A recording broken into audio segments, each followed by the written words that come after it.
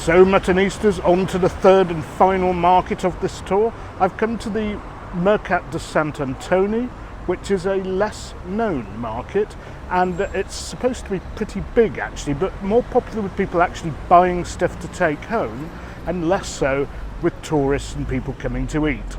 No idea what to expect. I'd been to the other two markets before, never been in here. Let's go and check it out.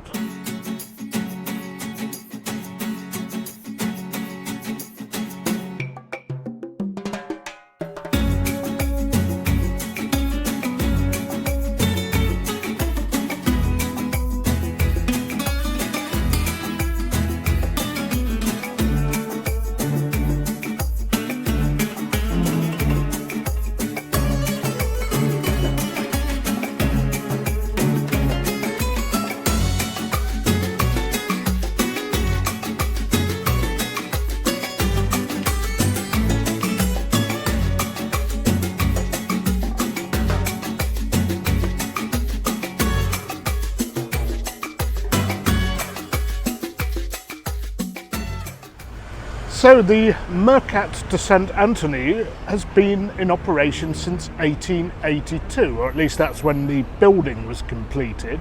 And as I said, it is a pretty big place. I mean, you can see here the hallways leading off that big central dome. So I do hope I haven't got here and half of it's closed, because a lot of markets, they do a lot of their business in the morning, but we'll have a look around anyway.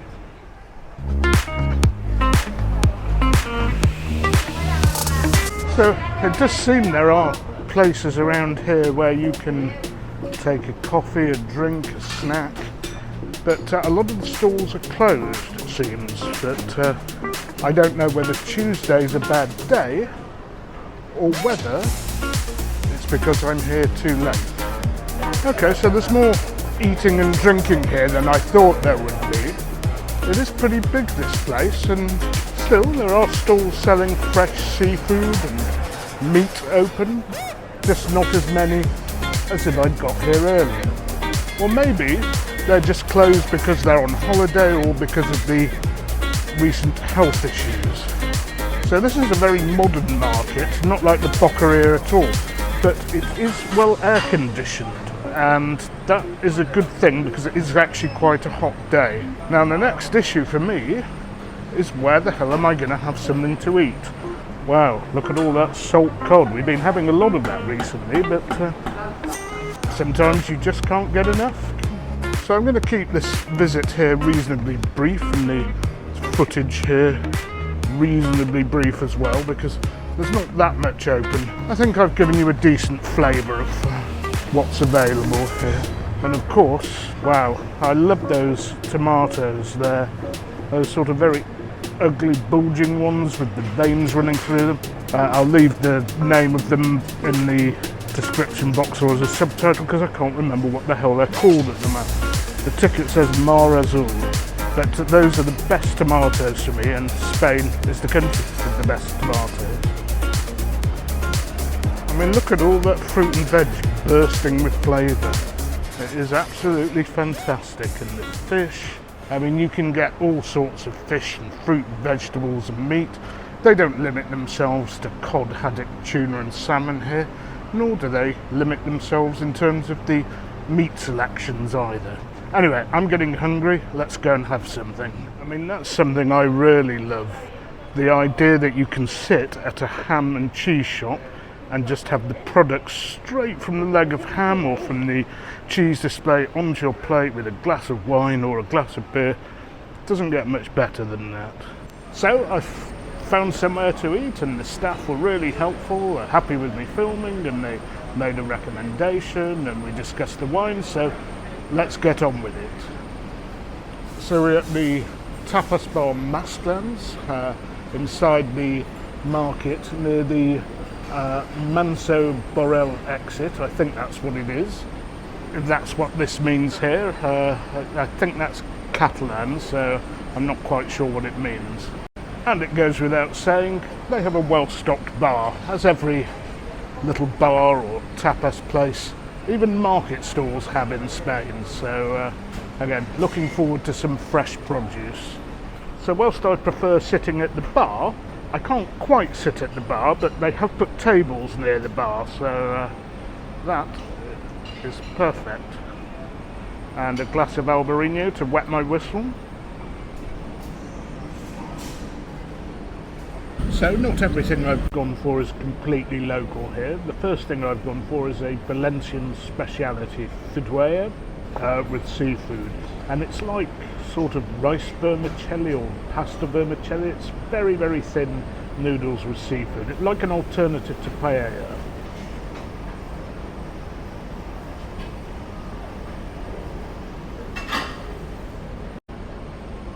A little close-up for you all. Yeah, it's exactly what it's like. It's like seafood paella, but with noodles. Think of the consistency of Singapore-style vermicelli if you've ever had that from a Chinese restaurant, but with Mediterranean fishy flavours, no sweetness and no curry paste. Right, next dish is the aubergine and onion tortilla. So Spanish omelette, but with slightly unusual ingredients. I've not had this variety before, and as is often the case, here you get Catalan bread, pan Catalan, so that's bread with garlic, tomato and olive oil. I do like my omelettes creamy and runny, but that's probably not possible with this combination of ingredients, but it's not far off, even though it is a bit firm.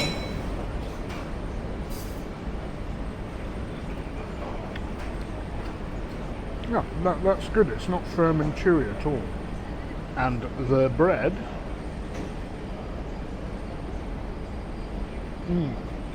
I know they keep saying you're supposed to rub your own olive oil, garlic and tomato on the bread, but I prefer them to do it because they've done it in the right quantities.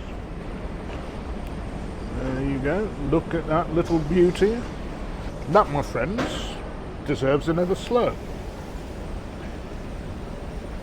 And today we've gone back to having Albarino because it is my favourite Spanish white. Now on to the third and last dish, and I've gone for one of my Spanish favourites, which not all of you would like because of the provenance of the meat in terms of the part of the animal, but it's pig's trotters, called manitas de cerdo or pies de cerdo, and it's always delicious. Now this is a dish that you can find generally in all parts of Spain, but the thing that makes the big difference here is the Catalan style of cooking it and the sauce. I'm told that the sauce is a very Catalan sauce. Well, doesn't that look rich, meaty and tasty? Let's cut in, because the meat is usually very soft and it will have bones. There will be bones inside it. You can see the main bone of the pork leg or the pork trotter there, and it will have a slightly gelatinous texture, but I can assure you it oozes with flavour. Pretty handsome pork leg, isn't it? And like the presenter, of course.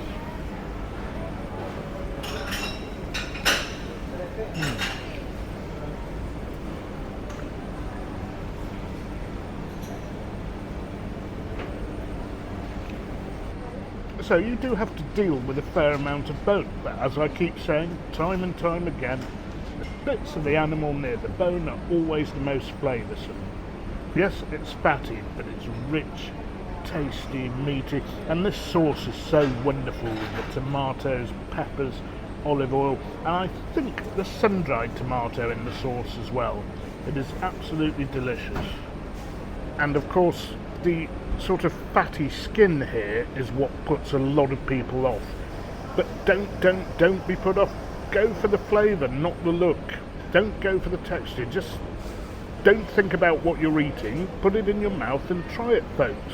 And let's not forget, when people for hundreds of years have been eating these things in countries with a great food culture, just ask yourself, might it possibly be something tasty? And of course the tendons, the joints and the offals, okay, they came about as poor people's food when they had to use all of the animal, but now they've been developed into delicacies, and you can find that they're used in most of the world, except for maybe the very richest countries where we're all used to breast of this and fillet of that. but I'm enjoying this.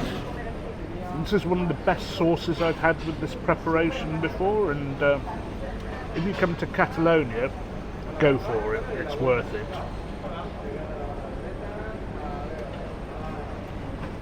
The wine's a good match as well. I was wondering whether I should have tried a Catalan wine, but I actually find Catalan wines are a bit dangerous. The good ones are fantastic. The regular cheap ones you get by the glass, very, very variable. Ribera's a safe bet. And a good technique, by the way, to get used to, I mean, look at that. Good, meaty, gelatinous, tomatoey goodness, is to put the thing in your mouth, extract the meat and the flesh and spit the bones out. I know it looks a bit uncouth, but it's the way half the world does it. And we're not silver service dining here, are we? We are muttoning it up. So I'll join you at the end of the meal, folks.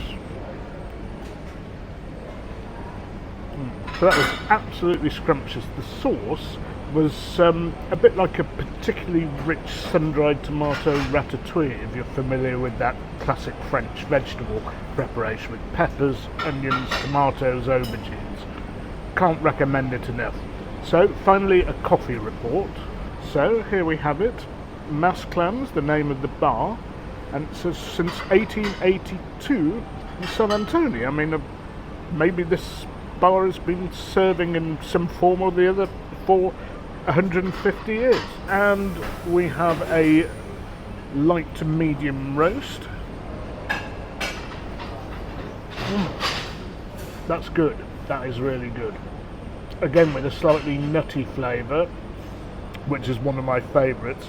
It's so good, I think I'm going to have another. In fact, it's second, in my opinion, to that really dark chocolatey roast I had at the vegan restaurant. This runs at a close second. Definitely another one on the way. So, Muttonistas, all good things have to come to an end. Obviously, the mutton tours never come to an end, but my little market tour of Barcelona has finished here at the Mercat de Sant Antoni. Possibly with one of the best dishes I've tried in all of the markets, certainly the best meat dish I've had. And we went, first of all, if you remember, to the Mercat del Ninot, and we had exquisite seafood with Diego and Ramon. Then we had the decadent breakfast with the oysters and foie gras in the Mercat del Boqueria, the big famous market popular with tourists. And we finished off here in the Mercat de Sant Antoni, where we've had omelette with aubergines and onions. We had the fideuà, the sort of very thin vermicelli type noodles with mixed seafood, which is flavoured a little bit like a paella, a seafood paella, and finished off with pig's trotters, which were quite exquisite. Please remember, like, share and subscribe. More great content coming up.